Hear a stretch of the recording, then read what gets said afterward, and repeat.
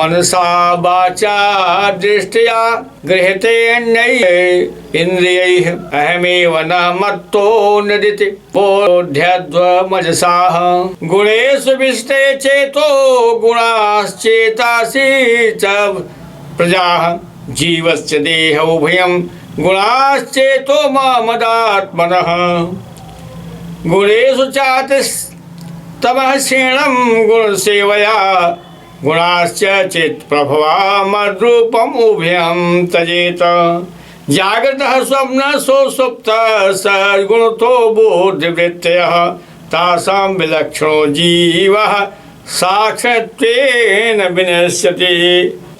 श्री राम जय जय राम, श्री राम जय जय राम। भक्ति और दोस्ती दोनों पद पर नियुक्त होने के बाद भी भगवान श्री कृष्ण के अनन्य भक्त सुदामा जी और अनन्य भक्त प्रहलाद जी, विदुर जी, उद्धव जी और प्रहलाद, ध्रुव, ये सब छोटी अवस्था के भक्त बहुत बड़े बड़े भक्त हैं। भगवान श्री कृष्ण के अनेक भक्त हैं। भक्ति का मार्ग, मित्र का मार्ग, सखी का मार्ग, सारे मार्ग पर भगवान प्रकट होते हैं। जाकी रही भावना जैसी भावना रहती है, प्रभु मूर्ति देखें तिन तैसे। जाकी रही भावना जैसी, प्रभु मूर्ति देखें तिन तैसी। जैसी भावना है आपकी उसी तरह भगवान दिखाई देते हैं। जो भावना है, भावना ही हमारे धर्म में सर्वश्रेष्ठ है। भावना आपका है मित्र है, मित्र दिखाई देते हैं। भावना आपका प्रभु, प्रभु दिखाई दे। भावना आपका है परम पिता परमात्मा, परमात्मा दिखाई देते। भावना आपका पति का है, स्त्रियों की अगर कोई पति मानती है स्त्री, जैसे राधा जी हैं, उन्होंने भगवान श्री कृष्ण जी को अपना पति बनाया। भगवान श्री कृष्ण को अपना पति बनाया। महारानी द्रौपदी ने अपना भाई बना लिया और माता यशोदा ने अपना पुत्र बना दिया। लेकिन माँ के साथ कैसे व्यवहार करना चाहिए भगवान श्री कृष्ण ने अपने चंचल स्वभाव से प्रस्तुत किया है। भगवान श्री कृष्ण जो हैं वो अनादि देव हैं, देवाधिदेव हैं, योगियों के ईश्वर हैं। लेकिन उन्होंने अपने माता यशोदा मैया के सामने कैसे प्रकट होते हैं, कैसे क्या करते हैं, महारानी द्रौपदी को कैसे मिलते हैं, भगवान सुदामा की भक्ति ही है उनको कैसे देखते हैं। तो प्रसंग एक से एक है, जहाँ भी जाएंगे आप प्रसंग ही प्रसंग है। ये भागवत जो है ना, ये भगवान का एक स्वरूप है और इनके शरण में आने वाला व्यक्ति मुक्ति को प्राप्त करता। बोलो कृष्णचंद्र भगवान की जय। तो द्रौपदी जी ने क्या किया, वो भक्ति किया। सुदामा जी ने क्या किया, वो भक्ति किया। और केवट ने भी भक्ति किया। केवट एक मल्लाह जात का है, केवट है निकृष्ट जात का है, भेले ने भक्ति किया। और महारानी सुदामा की पत्नी भी भक्ति करती है, लेकिन क्षणिक भक्ति करती है, वो अपने स्वार्थ में भक्ति करती है। ये सुदामा अलग, उनकी पत्नी अलग। भगवान श्री कृष्ण के अनन्य भक्तों की कमी नहीं है, एक से एक भक्त है। सुदामा जी भी भक्ति करते हैं और सुदामा जी के साथ भगवान श्री कृष्ण भी भक्ति करते हैं। श्री कृष्ण माँ के साथ कैसी भक्ति करते हैं, श्री कृष्ण मित्र के साथ कैसी भक्ति करते हैं। भगवान श्री कृष्ण शत्रु के साथ भी भक्ति करने का प्रयास करते हैं, लेकिन भक्ति समझे तो भक्ति नहीं समझता शत्रु, राक्षस भक्ति नहीं समझता है, स्वार्थ में लगा रहता है राक्षस। बोलो कृष्णचंद्र भगवान की जय। स्वार्थ में लगा रहता है और हमेशा स्वार्थवादी होता है राक्षस। जब तक तप करेगा, उग्र तप करेगा, बड़ा तप करेगा और वह अपने तप से ब्रह्मलोक गिरा देता है। लेकिन तब पालन करने के बाद जब वर मिलता है तो भूलोक के प्राणियों को जला देता है। ये राक्षस का कर्तव्य है। उग्र तप करेगा, ब्रह्मलोक जाएगा। ब्रह्मा विवश हो गए हैं, कोई सीधे सीधे नहीं आया है रावण को वरदान देने के लिए। जब ब्रह्मलोक जाने लगा भाग कर आए तो बेटा वर मांगो, तो वर मांग लिया। जब वर पा गया तो विनाश करने ऋषि महात्मा संत जीवात्मा मारने लगा। ये राक्षस का कर्तव्य है। लेकिन मनुष्यों का कर्तव्य क्या है? मनुष्य भी गलती करेगा तो भी दंड पाएगा, वो भी भुगतान फिरता है। जैसे दुर्वासा जी हैं, वो तप किए हैं बहुत, लेकिन श्राप देते फिरते हैं, उनकी शक्ति क्षीण हो जाती है। रावण जो है वो स्वयं काटता पीटता है। रावण संबंध क्या है?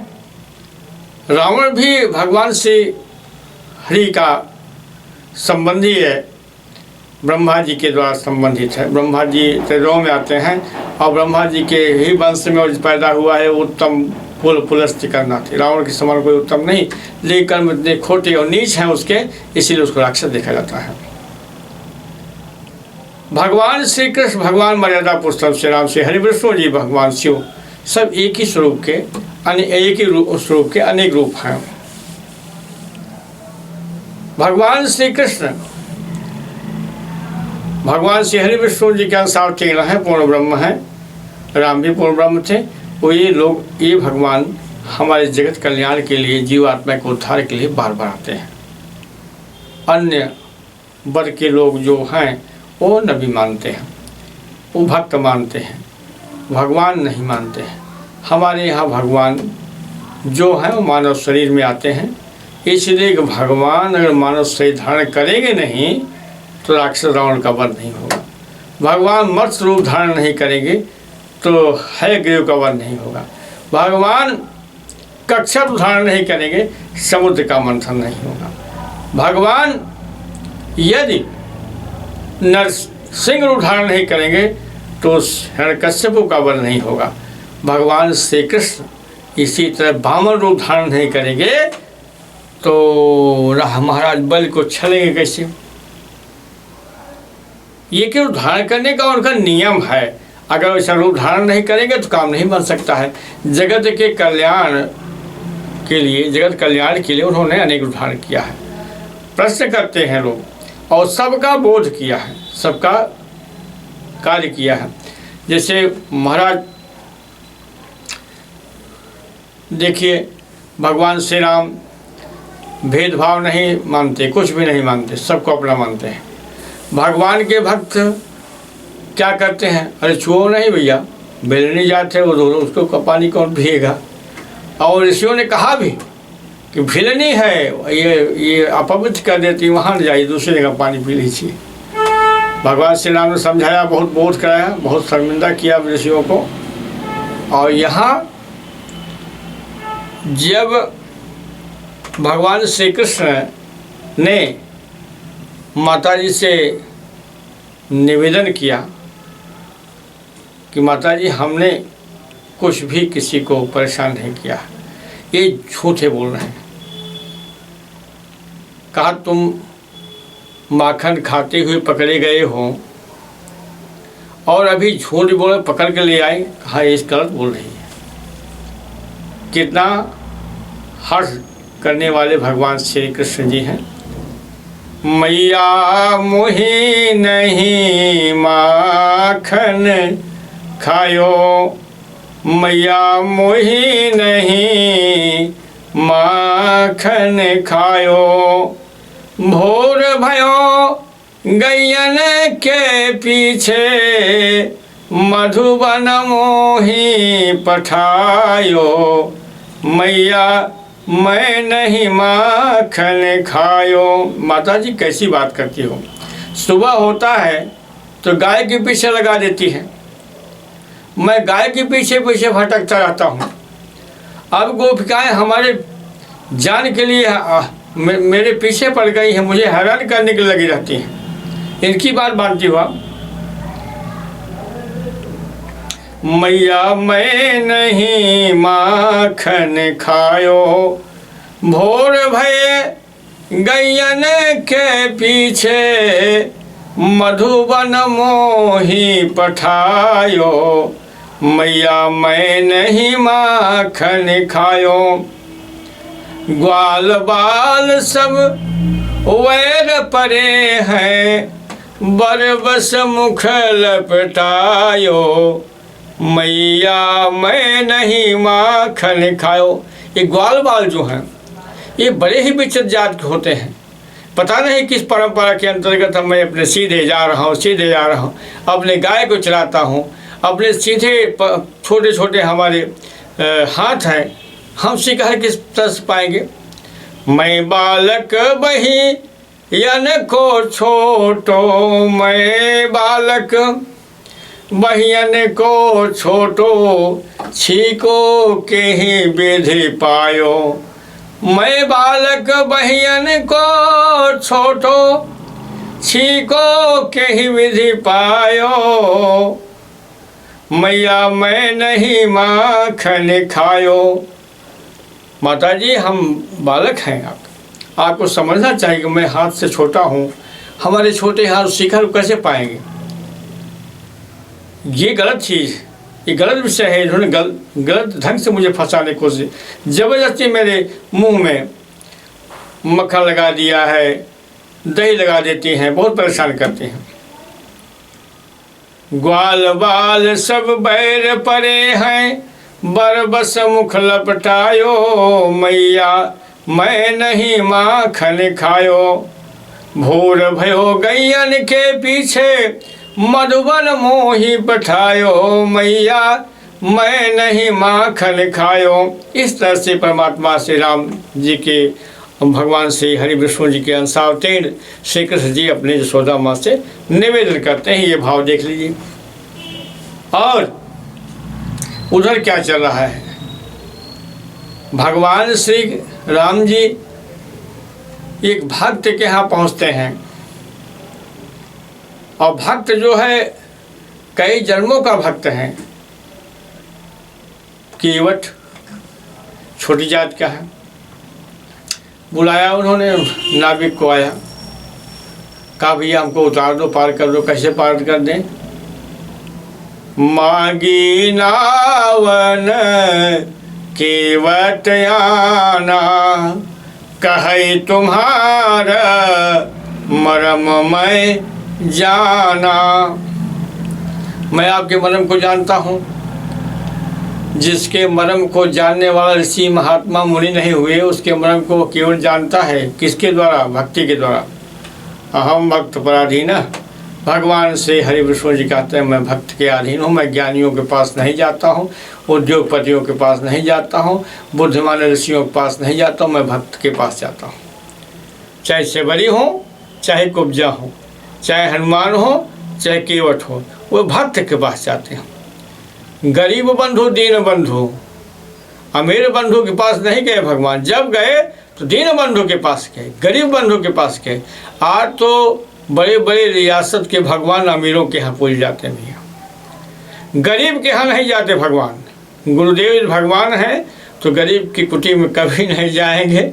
जब साइकिल जाएगी अमीरों के यहाँ जाएगी, जब हवाई जहाज उतरे अमीरों के यहाँ जाएंगे, जब मोटरसाइकिल जाएगी तो अमीरों के यहाँ जाएगा। ऐसा करे गुरु नहीं होते। गुरु तो समदर्शी होते हैं, गुरु तो समदर्शी होते हैं, सबके कल्याण के लिए चिंता करते हैं, और सबके कल्याण के लिए चिंता करने वाला ही महामानव गुरु होता है।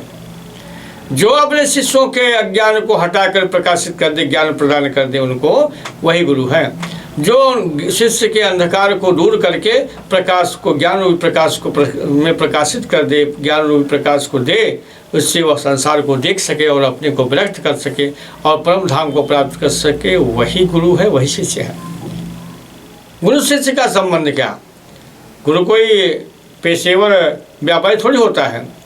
गुरु एक परम तत्वदर्शी होता है, जो भगवान के सानिध्य में रहना चाहिए, उसको भगवान जिससे काम करना चाहिए। भगवान के काम निर्धारित है। अब हम कभी बड़ी पार्टी को पास चले जाएं, छोटे भाई के पास न जाएं, ये गुरुवाई नहीं है। ये तो गुरुवाई नहीं बल्कि गुरुवाई है। गुरु गोरु, गोरू है जिस खेत में बड़ा फसल लगा हुआ उसी में चला जाएगा, और जो एक एक टहनी वाली है नहीं है ना, उसमें नहीं जाएगा। जो बड़े बड़े गाटा हैं जहाँ बढ़िया गेहूँ हरा भरा दिखाई देगा वहीं तो गोरू चला जाएगा। और उसी तरह से आज के गुरु भी गोरू हो गए हैं, जो बड़े बड़े काश्तकार हैं, बड़े बड़े हैसियत वाले हैं, बड़े बड़े उद्योगपति हैं, उन्हीं के घर आजकल के गुरु लोग गोरू प्रवेश करते चले जा रहे हैं। और 24 घंटा वह गुरु चेला की प्रशंसा करते हैं, ओ भैया तो बहुत अच्छे आदमी हैं, बड़े राजा साहेब हैं, ये इनका दबाव, इनका प्रताप मैं सुन रहा हूँ घर से। इसी तरह दिन रात प्रशंसा करने वाले गुरु नहीं होते हैं। गुरु सत्यवादी हो, सच्चाई से रहें, ईमानदारी से रहें, सबको बराबर देखें, न्याय संगत काम हो न्याय कर दे, नहीं तो आवे ही नहीं न्याय करने के लिए। गुरु का यह कर्तव्य होता है, न्याय करने के लिए ससुर सफल है। प्रत्येक युग में ससुर पर सफल है। श्री हरि विष्णु जी के अंशावत मर्यादा पुरुषोत्तम श्री राम ने, राम के गुरु जनक जी हैं, योगी पुरुष हैं। भगवान श्री राम के अनुरागी भरत जी ने निवेदन किया कि प्रभु मेरा न्याय कौन करेगा। गुरुदेव जी का ने कहा नहीं, मैं नहीं करूँगा। इस समय महाराज जनक जी आए हुए हैं और आपके संबंधी लोग, न्याय वह करता है जो संबंधी होता, गुरु संबंधी नहीं होता। गुरु केवल परमात्मा होता, परमात्मा सबका संबंधी बराबर है। भरत के लिए, राम के लिए, लक्ष्मण के लिए, शत्रुघ्न के लिए, आम जनता के लिए, सबके लिए गुरु बराबर है। तो जो बराबर ही देखता है वो न्याय नहीं कर सकता है। न्याय की परि जरूर कुछ ऊंची नीची होनी चाहिए, ऊंचा नीचा होना चाहिए। भाई जो अज्ञानी है, जो अपराधी है उसको नीचे, जो अपराधी नहीं है उसको ऊपर, ऐसा गुरु नहीं कर सकता। गुरु के दृष्टिकोण क्षमा है। गुरु के दृष्टिकोण में अपराधी भी चेला है, उसके यहाँ जाकर के उसको दर्शन देना चाहिए। उसको वो अपराधी है तो हमको मंत्र नहीं देना चाहिए, अगर अपराधी नहीं है तो भी मंत्र देना नहीं चाहिए। मंत्र देना चाहिए था तो देना है यदि आपको, तो उसके यहाँ जाना है और विचार करना है यदि कि मैं परम तत्वदर्शी हूँ, मैं अपने हाथ से स्वयं पाकी का मतलब क्या।